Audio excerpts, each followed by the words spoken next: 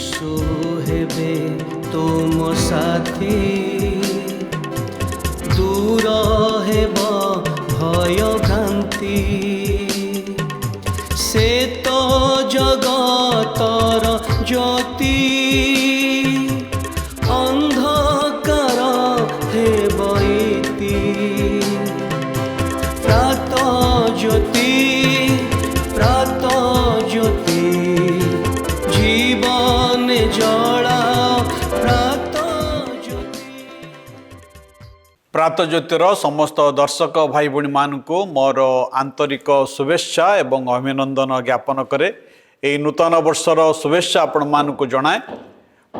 ईश्वरंकर धन्यवाद हो जे ये कार्यक्रम करने ईश्वर आम को सुजोग देइछन्ति। मो प्रभु को धन्यवाद दिए जे ईश्वर आम को तांकर महादया एवं अनुग्रह रे आम को ये नूतन वर्ष में पदार्पण करने आम जानू ना ये वर्ष आम कौन आनी किंतु आम गोटे विषय जानू जे आमर परमेश्वर जे उत्तम अटंती कारण तांका वाक्य कथा लिखा जाए जे सदा प्रभुंकर विविध दया सकाशु आम मैंने विनष्ट होना कारण तांकर करुणा केबे शेष हुए ना से सबू प्रति प्रभात नूतन अटे।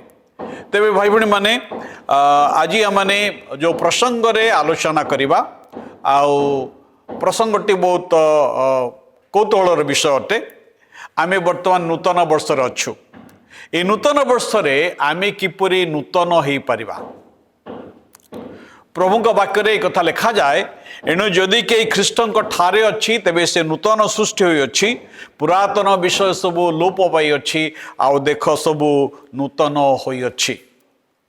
नुआ वर्ष नूतन वर्ष नुआ कैलेंडर नूतन योजना नूतन आशा आनी थाए। अनेक लोक माने ए नूतन वर्ष से माने पुरातन वर्षर पुरातन बोझ को नहीं प्रवेश करिथांती। पुरातन पाप पुरातन क्षत पुरातन स्वभाव पुरातन अभ्यास ये सब को नहीं कर समाने नूतन वर्ष आउ सामने प्रवेश करिथांती। किंतु नूतन वर्ष ए समस्त पुरातन विषय नहीं जिते प्रवेश करिथांती से माने नुआ विषय खोजिथांती ता केबे संभव नुहे। आमठारे ईश्वरंकर इच्छा केवल नूतन तारीख नुहे मात्र नूतन जीवन अटे। नूतन वर्ष आम को परिवर्तन करिबो नाही। जेते आमान को जीवन रे जेते नूतन वर्ष आसू से सब आमान को परिवर्तन करि पारिबो नाही मात्र ख्रीष्टंकर वाक्य आमान को परिवर्तन करि पारिबो। तेबे ए नूतनत्व कौन ए नूतन वर्षर माने महत्व कौन? प्रकृत नूतनत्व कैलेंडर नुहे मात्र ख्रीष्टंक ठारू आसी थाए। जेतेबेले आमने ख्रीष्टंक ठारे निजको समर्पण करि थाउ सेतेबेले आमने ए नूतनत्व प्राप्त होई थाउ। रोमियो 12 अध्याय 2 पदरे आम कथा देखू से स्थान रे प्रभु वाक्य पखा लिखा जाए ए वर्तमान जुगर अनुरूपी न होई अपना अपना मनर नूतनीकरण द्वारा परिवर्तित हुओ। प्रभु वाक्य रे अति स्पष्ट लिखा अछि जे आमानकर कैलेंडर तारीख बदलिबा द्वारा वर्ष बदलिबा द्वारा आमे नूतनत्व लाभ करि न थाउ।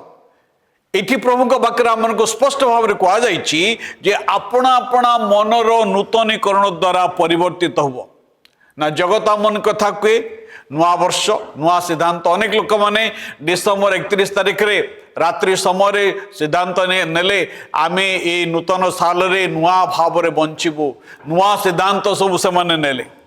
किंतु ईश्वर आम के कथा कहते जे एक नूतन हृदय एक नूतन मन। भाई बड़ी माने कैलेंडर बदली जीवा द्वारा जड़े व्यक्ति नूतन हो न थाए किंतु हृदय परिवर्तन द्वारा जड़े व्यक्ति से नूतनत्व लाभ करि थाए।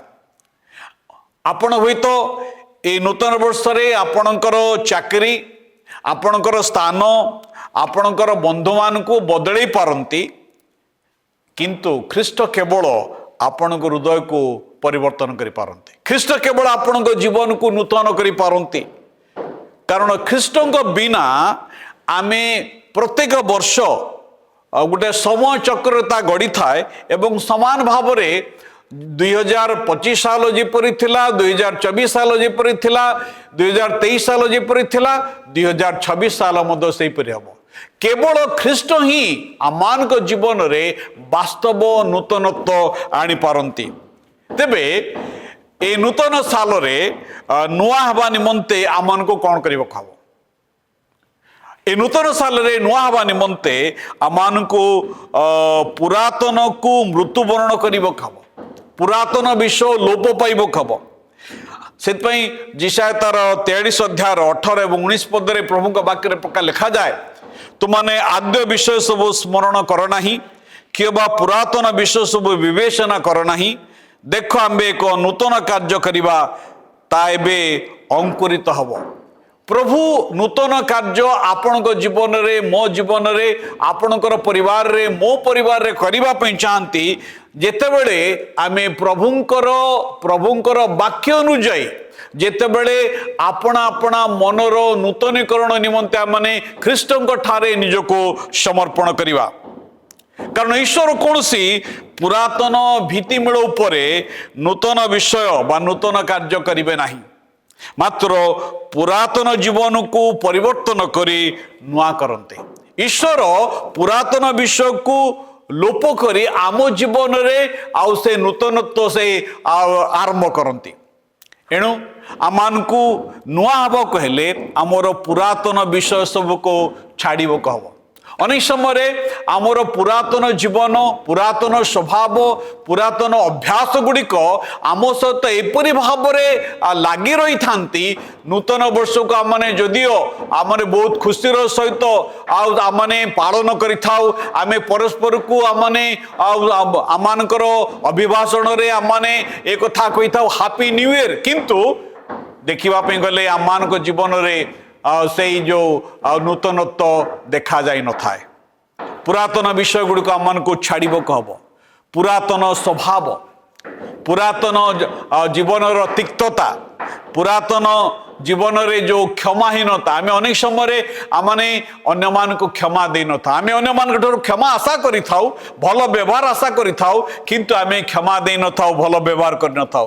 पुरातन अबाध्यता, आम जीवन रे जदि कौन से अबाध्यता अच्छी, ईश्वर विरुद्ध रे कौन से पाप आम करिचु, अबाध्य होइचु, आ ईश्वर ता घृणा करती। एणु प्रभु चाहती आमानकर नूतन वर्ष रे आम प्रभुंकर बाध्य आम जीवन मध्य पुरातन भय, पुरातन लज्जा सब रही आम को छाड़ब कहब। से प्रभु वाक्य आमन को एक कथा कहुई, कलसिय तार 3 अध्याय 9 एवं 10 पद एक कथा कहुई, परस्पर मिथ्या कह नहीं, तुम्हें माने तो पुरातन स्वभाव सितर समस्त कर्म परित्याग करी नूतन स्वभाव अपना सृष्टिकर्ता प्रतिमूर्ति अनुसार संपूर्ण ज्ञान प्राप्ति निमंते नूतनीकृत हेउछि। भाई बहन माने ए नूतन साल रे प्रभु आमान को एक कथा चाहती आमे जेपरी एक नुआ जीवन यापन करिबा। प्रभु आम समस्त को आशीर्वाद करंतु। धन्यवाद।